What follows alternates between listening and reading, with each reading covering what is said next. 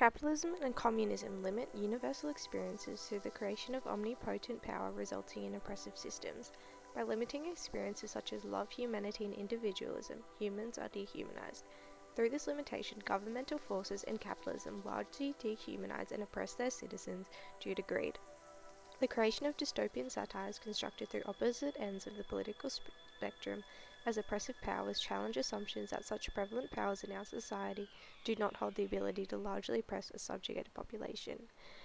George Orwell's 1984 explores a large far-left governmental force, and conversely, Boots Riley's Sorry to Bother You prevents a far-right capitalist ideology and comments upon contexts that form realistic oppressive powers. These two texts explore themes in complementary manners by unpacking them and exploring the representation of ideas by forming dystopian reality to force audiences to face the assumptions being challenged.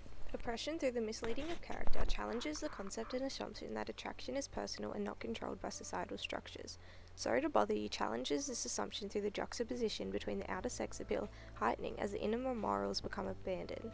The scene where Cassius is in the elevator, a female voice is speaking to him, seducing him and flirting. The instant he becomes a power caller, symbolizing that when you move up a social class, you instantly become more attractive and more desired due to social hierarchy structures.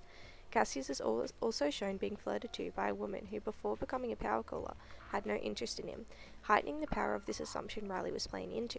The scene displays irony through the contrast of attraction the woman feels before and after Cassius becomes promoted. This is then juxtaposed with Cassius's abandoning of morals and deviating ethical standards.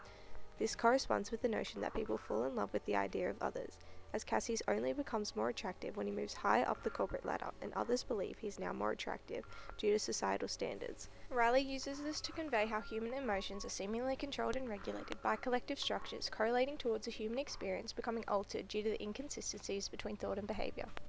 Orwell also explores the idea of oppression stemming from the facading of real emotions. Winston and Julia's relationship is built upon sex appeal. Julie and Winston are initially attracted to each other because of the fact that they are both rebelling. In the beginning of the novel, Winston immediately misjudges Julia, seeing her as an orthodox woman who wouldn't rebel against the party. This was due to her anti-sex waist sash, which foreshadows her duality as a rebelling member of the party. His sexual frustration stemming from the party's oppression led him to hate her, due to the fact that the party presents a sexual act as a duty to the party, like having an enema, in order to kill the sex instinct altogether. Lust and desire are represented when Winston and Julia meet. You could not have pure love or lust nowadays. No emotion was pure, because everything was mixed up with fear and hatred. Their embrace had been a battle, the climax of victory. It was a blow struck against the party. It was a political act. Winston uses a war and battle analogy to describe and symbolize how he would fight for freedom and expression of love, though then ties it in with the political act to announce how everything which occurs in that society is tied in with Big Brother, and until the oppressive power is gone, no one will ever be free, which challenges the assumption that attraction is personal and not controlled by societal structures. Orwell shows how the human experience is inevitably tied in with the controlling power as long as they reign, limiting freedom of experiences until the power is eradicated.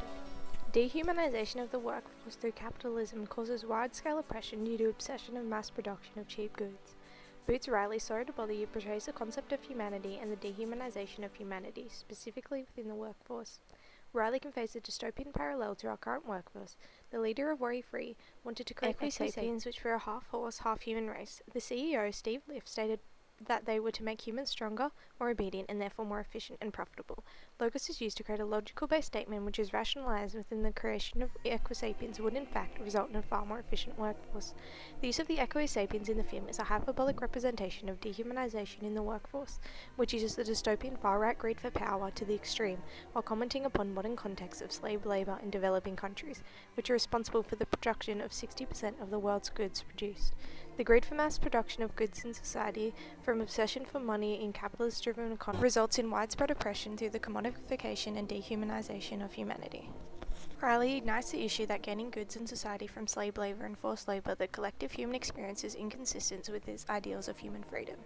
Similarly, oppression can be caused through dehumanization of populations due to obsession with obtaining totalitarian power. In George Orwell's 1984, Big Brother dehumanizes the workforce by limiting their language, communication, and thoughts, ultimately turning them into parts of people. Big Brother had the ability to dehumanize their population by limiting their language and source of communication with the collective, through the creation of newspeak and thought police, which goal was to narrow the range of thought. Big Brother wanted to control language, control thoughts, control actions, and ultimately eradicate human capacity to think complex thoughts. It was also justified by the collective, as people were aware of its aim, were working on its development. In the end, we shall make thought crime literally impossible because there will be no words in which to express it. Syme uses logos to display his logical consciousness of the end goal of the creation of Newspeak. His intelligence is juxtaposed with the stupidity he expresses when taking part in the creation of Newspeak, which creates an anomaly. It's a beautiful thing, the destruction of words. The oxymoronic nature of the contrast between beautiful and destruction create a contrast on the outer appeal with the ultimate goal of Newspeak, which leads to a greater understanding of the amount of power held by governmental forces to ultimately limit all thoughts of human beings. The idea of Newspeak and thought police stems from Hitler and Mussolini's dictatorship, where power was their ultimate goal and gained through the creation of the secret police, constant book burnings, and widespread propaganda. It ignites Newspeak to illuminate the parallels between thought and behaviour and their effect on collectives' experiences, leading readers to challenge assumptions about the amount of power governments hold and their ability to oppress. Capitalist perspective explores concepts of loss of individuality when consumed with capitalism. Sorry to Bother You represents loss of individual human experience when faced with the assumption that money leads to happiness. Boots Riley explores this concept and widely challenges it. The person on the top of the corporate ladder and the lead power caller is portrayed as the collective by the bleeping out of his name. His name, whenever spoken, is bleeped out. This symbolises his conformity into capitalism and the consequence of sudden loss of individualism. Simultaneously, his character is enveloped with the loss of morals and ethics as he wears an eye patch on his left eye. This symbolises him turning a blind eye to what is occurring in the world and the left eye movement. This creates a negative effect in conjunction with becoming a slave to capitalism and challenges the notion that those who are wealthy and in a high economic class are happy. It juxtaposes conformity with loss of individualism to reveal the inconsistencies within humans working as a collective, which force the viewer to consider the effect of their individuality on their experience. Loss of individualism is also broadly explored in George Orwell's 1984. The inner party, outer party, and proles all display large collectivism as a whole. Within the outer party specifically, you can be arrested for expressing individuality and unconformity, which challenges reader assumptions that the loss of individualism is impossible within the uniqueness of humanity. Orwell creates a loss of individuality through the representation of power and Big Brother's omnipotent personality. The word own life was a word for a person who portrayed individualism and eccentricity in the novel. Even to go for a walk by yourself was always slightly dangerous. By making mundane activities like walking dangerous and a criminal act, Orwell ignites the effectiveness of the Powers Party on limiting and controlling so much of the population's lives. The party's greed for power ignites as they gain power through the destruction of individualism. He can merge with the party so that he is the party, and then he is all-powerful and immortal. By using the hyperbole of becoming immortal when sacrificing individuality, it displays the end goal of the party and the immortality of absolute power when obtained. In collectivism to conform populations and shape experiences, the amount that human experiences are shaped by controlling powers is revealed.